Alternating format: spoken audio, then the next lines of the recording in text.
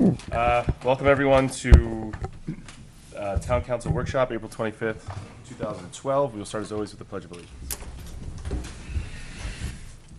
Pledge allegiance to the flag of the United States of America and to the republic for which it stands, one nation, under God, indivisible, with liberty and justice for all. Thank you. We actually only have one item on the agenda today. It is for the council to meet with representatives from Coppola, Rockburn, and MRI. And for personal reasons, MRI cannot be here, so we have representatives from Coppola, Rockburn. So if you'd like to come forward.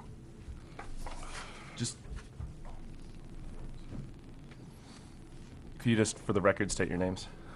My name's Carol Coppola. And I'm Matt Angel. So for context, I'm not sure how much context you've been given on this. Pardon me? How much context you've been given on why we want to talk to you? Very, very small. Very small. Okay, so the council is, or the town is, about to prepare to hire a new finance director. And it was suggested by several councilors, and the council agreed that it would be good to get ideas outside of the box of our traditional route, which has been to hire someone full-time. So we thought it would be great to hear from organizations that do this type of work, that give like sort of the subcontracting out of this type of position, and just to hear from your perspectives what the pros and cons are of it, and maybe what some of the criteria would be that we would require, that we would be judging on whether or not we wanted to go that or not. Okay. And I have to say for the record, I'm really sorry. Councilor Levy has a meeting, and he may be joining us later, but he's not here right now. Hi, good afternoon. My name's Carol Coppola.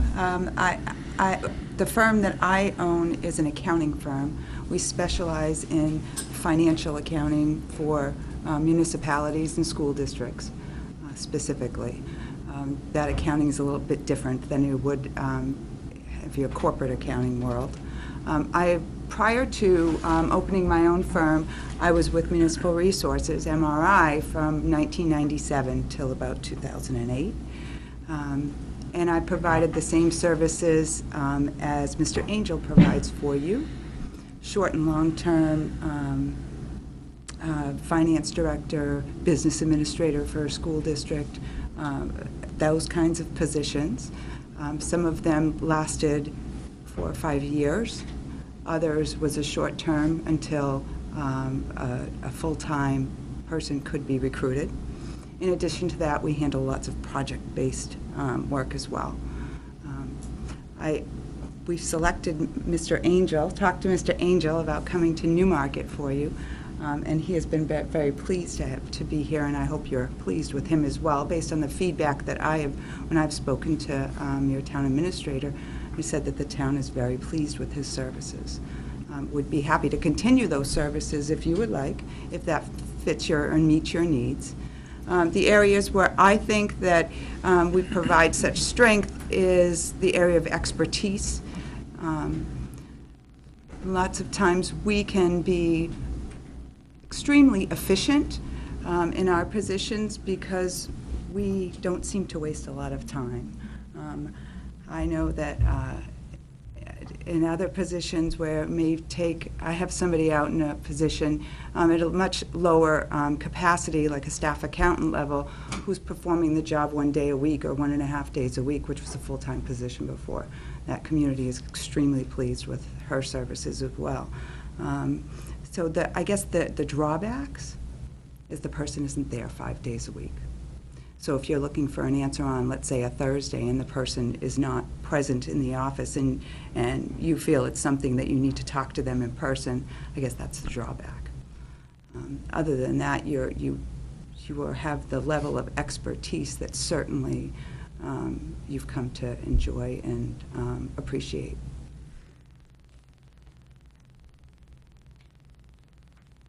I will entertain questions. Councilor Carmichael. This button doesn't work. That's right.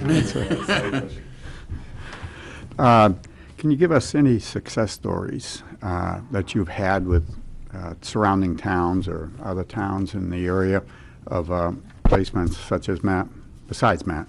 Sure. I can give you a success story of myself. I've been at the Sanborn Regional School District as their business administrator, contracted there for a number of years. I'm a staff accountant in the town of Milton, which is what I was explaining to you. I also have another one as a finance director for the town of Chester, who are very pleased with the services that we provide. I have an entire list on my website. So I've served, personally, I've served many municipalities, including the city of Franklin, the town of Littleton, New Hampshire, Littleton School District, many school districts with business administrator services or finance director services for municipalities. I'm happy to provide a list of those for you. Yes, that would be nice. I have an extensive list. Thank you. Councilor Zink. I did have a chance to look at your website today, and it was quite an extensive list. I think one of the, and please correct me if I'm wrong, but I think one of the, and I think it was brought up by Councilor Levy, was under the impression that somehow the town of Newmarket could save money by hiring a full-time person through you, therefore not incurring some of the costs associated with a full-time employee, like insurance and workers' comp and so forth. And this, I think the second thought was, which is probably true, that if a full-time person is hired through you, then if we become dissatisfied with them, we simply say we're dissatisfied and bring in another one. So I'd like you to comment on both those issues, if you would. Sure, I would be happy to. I think when we talk about contracting or outsourcing the service as the lesser of the cost to the town, I have to ask a question.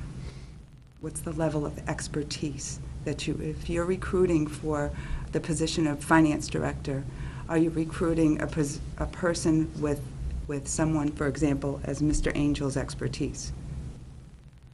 That's my first question. If you are, there's going to be a premium you're going to pay for that, correct? And then you add the benefits. If you are looking for a position, perhaps not with somebody not with the same type of experience, and that your salary range would be much lower, then I don't necessarily think that the town would save money in outsourcing the service rather than having somebody here as your employee. I've found that through the contracts that I have had and some of the people that work for me, what comes down to the factor is we're extremely efficient. And that's very important to me, of that efficiency. And so, something that might take us 2 hours because we've had so much experience and in the field might take somebody else 6 hours to complete a task. And that seems to be the significant difference. And as you're aware, the contract that we wrote for the town of Newmarket, which is included in all of our contracts, if at any time you're not happy with our services, then you just have to contact me, and absolutely, you would not be required to move forward with those services. We don't have, we would never require any kind of a cancellation clause of 90 days or something of that nature. If you're not happy, we're not happy. Thank you. Councilor Wright. You're talking about how efficient your company is. Hypothetically, do you think a contractor from your business could do this job in 30 hours? I think Mr. Angel's doing the job 3 days a week. So basically, we could go from a 40-hour person down to significantly lower amounts of hours, correct? Can I speak to this? Yep. It can happen. Right now, I'm doing it 3 days a week, but additional effort needs to be made to streamline the processes. As an example, I need to spend some time on grant accounting. It could be a lot better. Now, if I were full-time, I could get to that much faster, okay? But once all of that information is there and up to speed, yeah, it really wouldn't take 5 days a week for me to accomplish the same tasks. But, you know, right now, things aren't really the way it should be. Okay? Follow-up? Would you be willing to? Stay on Yeah. for a while? Yeah, I'd be willing to stay on for a while. This is an entertaining town. To put it mildly. Is that it, Councilor Wright? Yep. Councilor Bentley, or Vice Chair Bentley, excuse me. So is this the only, is not the only, this is the service you do? You don't job placement, you're not a headhunter, you do through you? You don't do any, do you find people and send them to company A, municipality A? Yes, You do that I've also? done recruiting in the past, You've done yes. both, okay. Yes. I was just wondering what But other where services. areas that I'm not an expert in, nor do I intend to, is town administration, assessing, in those areas. I'm strictly, it's an accounting firm, so, and that's really where our specialty lies. And do you have, I've dealt with this a lot in the business world. We've had engineers come in for set times, and I've seen some where they went on the 40-hour week and went on the company's benefits, yet they were still a deal with the firm. Do you know what I'm talking about? Have you ever seen that? Is there ever a time, do you have people that get vacation through you, or sick days or anything through you? My personnel policies, is that what you're asking me? What we had is some that worked for us 40 hours a week, a very large company, and they would accrue through you their vacation. So they still had a vacation. Say Matt was here for a year. Pretend he was here 5 days a week, or Fred was here for a week. Doesn't matter who it is. How does he ever take a vacation if he's working for you and he's not working for the town? Can I answer that? So- For myself specifically, or? Never You mind. can, go ahead. I'm a subcontractor. If I want to take a vacation, I don't get paid. I actually compete against her and other jobs in other areas. Okay. I just wondered that, because I've seen it work both ways, where we, the company, gave them vacation, and I've seen it where someone like you yourself did. And then just a comment, not a question. I have never seen a municipality compensate anyone for time off. And that's why I was trying to draw, I know That's why business world right. is different than municipal. That's why I base all the contracts on an hourly basis, so if they're not there, if the person that, we placing is not on site or at task, working, then the community is not built for it. And then just a comment, you asked how we were felt about Matt. I speaking for myself, this is my third year now on the council. He's one of the most professional, most prepared people that's ever come before the council, and it's been a pleasure to have him working here. So that's it. Councilor Branch. I'm all set, thank you. You all set? Councilor Zink. It was mentioned to me that, and please correct me if I'm wrong, but both you and your partner are working full-time now? Is that right? No, that is not correct. Oh, it's not? Okay, okay. No. I thought, okay.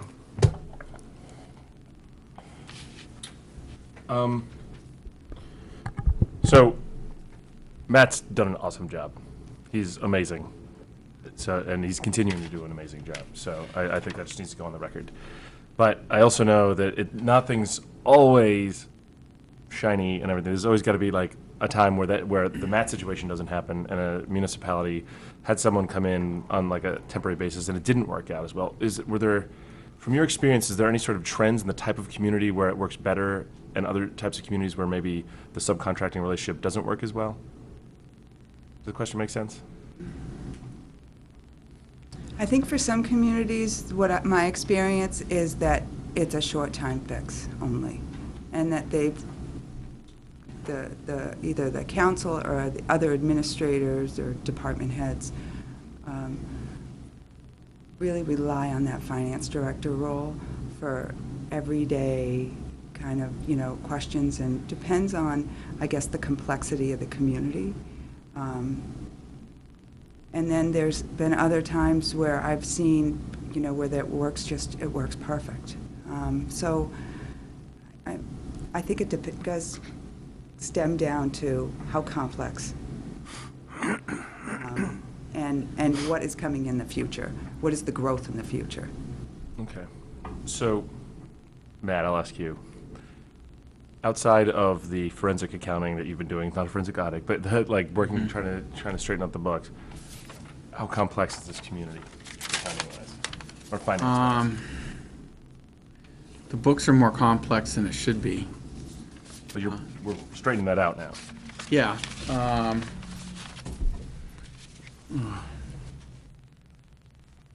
trying to quantify that.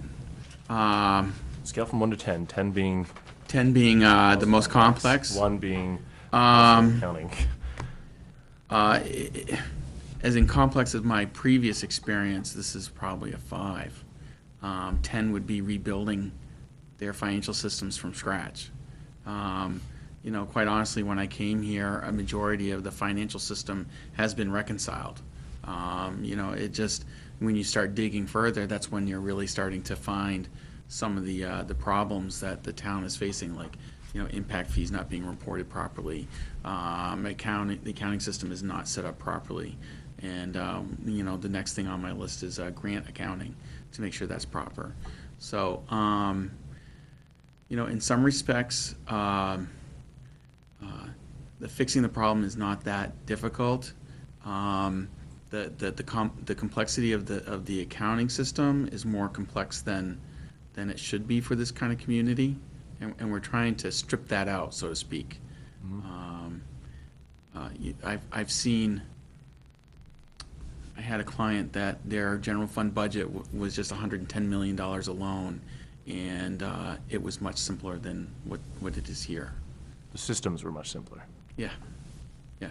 They had more bodies, but just the setup of the systems were simpler. Okay. Any other questions? Any parting pieces of advice to us? No, good luck with your decision. I mean, we're happy to provide Mr. Angel's services to you for as long as you would like them. Great. Well, thank you so much for your You're time welcome. today. Thank you very much you. for coming in. Really appreciate it. Agenda item 2, other business. Does anyone have old or new business?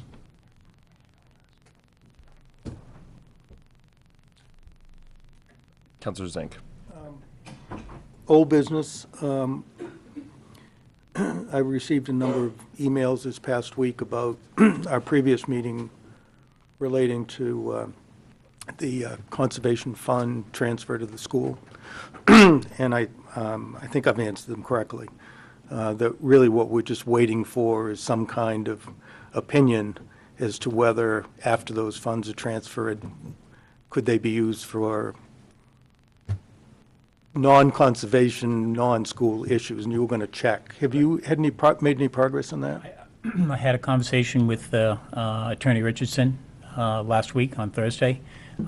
He has had some conversation with the school district attorney so that they can come to writing an agreement that those funds that the town would be providing in some way would be designated for their use, so that if the school didn't reside on the location and the school either A, sold the property, you know, whether it's the town would be reimbursed in some manner relative to the share that is put into the land, or if it is sold, then a certain area of property would remain as conservation land, you know, those types of things.